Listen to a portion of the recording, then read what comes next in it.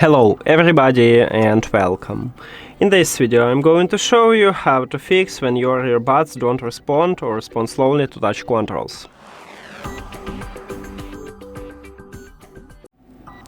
Firstly, make sure that you tap at the touch controls. Touch controls located at the back side of each earbud.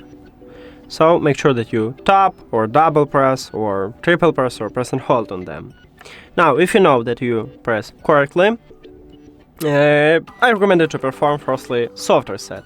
Put your earbuds to the charging case.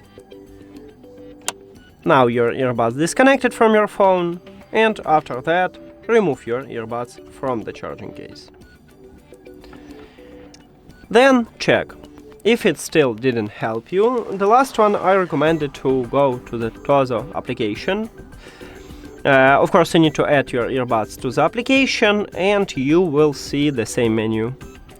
You go to the settings at the right top, and at the first line we have touch controls. Tap at this line.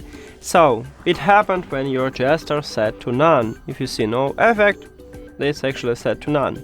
So you can or select some feature for it, or you can just restore to the default settings, click yes, and you have it by default. And now check it. And that's it.